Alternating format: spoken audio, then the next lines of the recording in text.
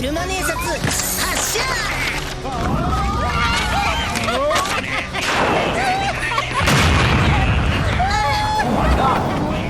What's all this? 車偵察発射。 Wait! No! Was something supposed to happen? I just can't see directly in front of me. Hold on. What's this shadow? What's this?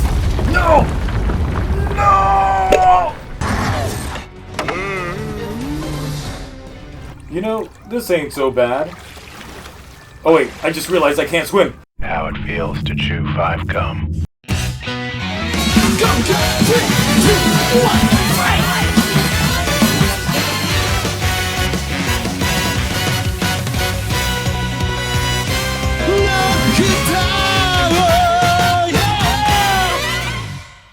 First of all, apologies if you hear a little whizzing in the background. I got my 3D printer back up and running and I'm attempting to print out a piece-by-piece full cosplay of the FI's SIC outfit, which I'm also recording the process on that in itself, so once the project is actually done, that'll be a nice little video that I'll put out. But of course, that's gonna take some months. But yes, we are going into this week with a twofer due to my hectic work schedule. So outside of the norm, I will be attaching timestamps in the description for episodes 19 and 20 in terms of their recaps, and then as well for their individual ratings. As for my thoughts portions of it, I'm probably going to be starting with episode 20 because honestly, there's not too much really to dive into when it comes to that. But there is more to really digest when it comes to episode 19 along with some other outlier stuff. But with that being said, let's get right on started with episodes 19. Shirabe's having wet daydreams of Bundrio and his ladle. But if such a thing were to happen, could the world handle the oddity of the interspecies relationship? Well, the kids don't seem to mind, but Shirabe clearly feeling some type of way of a thirst that she just can't quench. While Sakito and Beauty just don't care about the thirst, they hungry and Bundrio's got that Earth-style meal on the ready. You would think that with all the cleaning that they've been doing, they'd just be rolling in it, right? Well, wrong, because it's the Hashidians who cleaned up their dough instead. And though they did get that boom boom hookup from Bundrio and Taya, Sakito ain't about to give out any favors, like spilling the Franken beans on that Hashidian structure. Why not? I've been waiting for that! Oh, because I guess he forgot.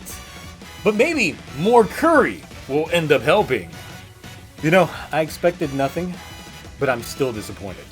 Though I guess there's not really much to be disappointed about, because it is Tanabata Day, something us here in the States just don't celebrate. But if it's an excuse to throw fireworks until 4 a.m., then I know some will definitely celebrate. But hearing about the legend surrounding the holiday gives Bundrio some bad memories of Milky Way Circuit, the circuit in which Bundrio and BoonD faced off. But as opposed to taking that obvious shortcut, he figured that being a truck has its advantages, but not today. And lets Diesel just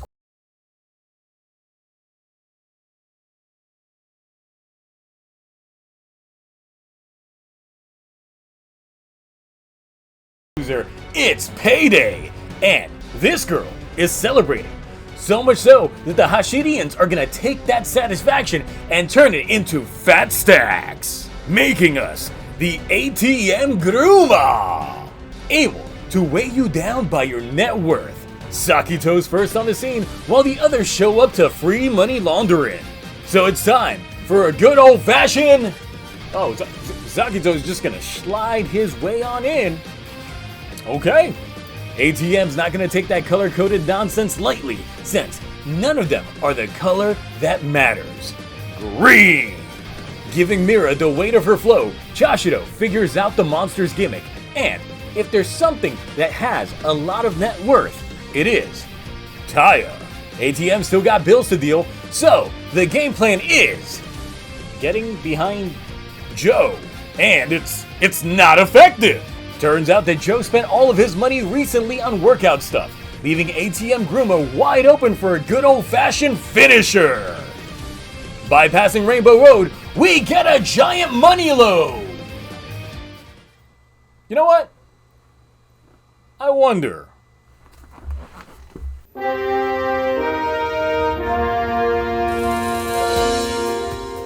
Ugh. Smells like spit, cigars, and dried beer. Oh well, let's hit him with that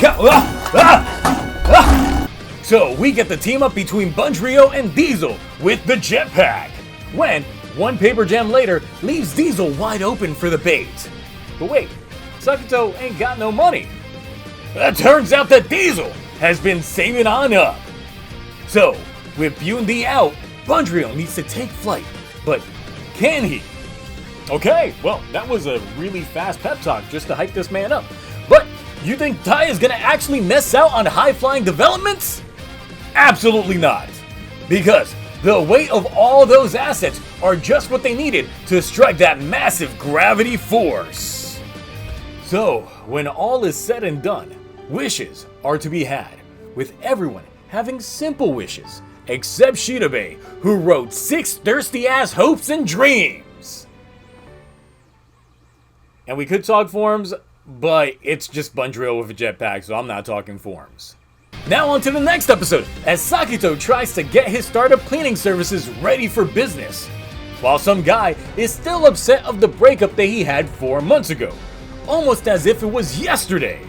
Who was this person that broke up with him?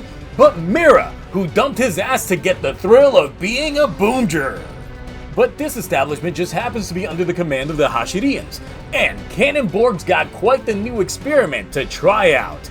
A Gruma, who is controlled using tilt controls. So what's Mira doing currently? Well, prepping up for more part-time work, of course. But that is until the Miso Bowl Gruma attacks. And of course, he's looking specifically for Mira.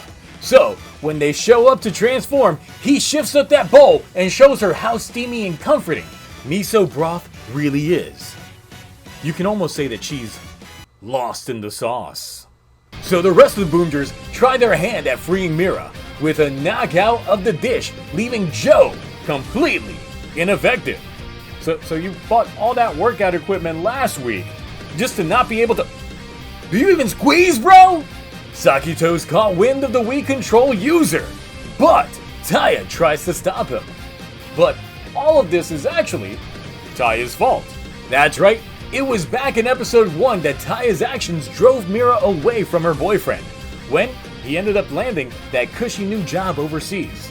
But look, America's got enough problems that Mira just ain't ready for. So she'd rather take on aliens in Japan than whatever the hell we've got going on the last few years. And Taya emphasizes that Mira is the only one who can control her life, and his tussle with the guy and Mira's own stirring of the pot has guys gas, fill up the wheel, and break it in the process, thus leaving the Gruma to go unhinged. This, of course, leaves him wide open for the Velvet Streak beatdown that knocks that bowl clean off, with Shashiro using his brains to outdo Joe's lack of brawn. Mira is now back, and feistier than ever. And that spice is just enough to show her ex just what's up. Guess he always just underestimated her determination and was her limiter instead. So Mira interrupts the Velvet Streak with a wheelie kick, getting in that assist and finally finishing things off. Until of course we go bigly, only for the beatdown to get frantic and just overall hectic, with bowl breaking and Gruma quaking. Overall, this episode just ending with Mira never really finding out why she was the target. And that guy's job? Well, apparently he had enough job security and they were willing to wait months for the guy to be able to just relocate. I feel like Wild Deno's probably on some crazy journey that I am just not able to visualize right now because it's just so extreme. Rating time! Episode 19 was a lot of fun in general. Definitely had a hearty laugh while watching this episode multiple times. Even a week later, it's still very effective. While also giving us a lackluster imagery of the flashback of Bundrio just getting dusted. But overall, this episode gets the ABBA Ranger A! While episode 20 I found to just be okay.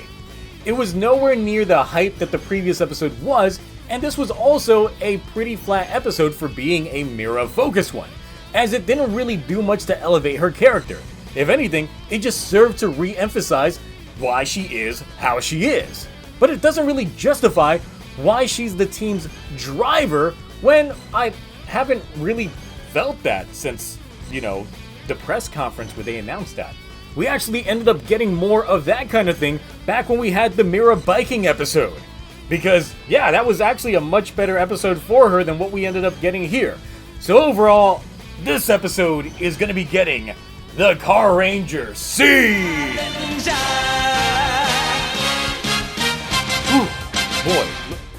All I can say is that it's really good that I actually ended up doubling up on these episodes, because in reality, episode 20 just doesn't really give you much to digest. It's really just the calm before the upgrades coming up next week. What it does is that it ties up a, I guess, very loose end from the first episode with her boyfriend, and that gives us a really good Monster of the Week design. But look, the meat and potatoes of this episode was just getting to see Mira's dedication to just getting the job done, in which her ex was just too blind to see. You can also feel the padding within the episode itself, as they decide to give us an extended transformation sequence that had no business being that long outside of just simple time padding. The only real potential that I see with this episode is that there is now precedent for humans willingly working with the Hashidians. And where there's humans teaming up with Hashidians gives us the potential for, and you already know what I'm about to say, evil BoonBoomgers. Episode 19, however, was indeed the superior episode out of the two. First, having Shirobei's ongoing thirst struggle with Bundrio continuing to be at the forefront, while also quickly dropping that Sakito isn't willing to share that information that he might recall on the Hashidians. Janky 3D animation, or rather lack thereof aside, the sequence in which BoonB took the shortcut on the Milky Way circuit went into not only showing us how Diesel beat Bundrio to begin with, but also laid out that Bundrio was scared of heights. Though it was an in-episode setup for an in-episode resolution, but it was still tied to a previously established set piece. Taya having to back away from the monster's gimmick was also a nice touch, as it meant a bigger reliance on the team without him. That is, until he made the smart re-implementation of that at the end. Also, the ATM monster was one of my favorite monster designs thus far, and I wish we could have seen him go against our muscle friends that I hope become more of like the Minoru Hat Guy guys of this season. I will say that now that Sakito is on the team, it just feels a little weird.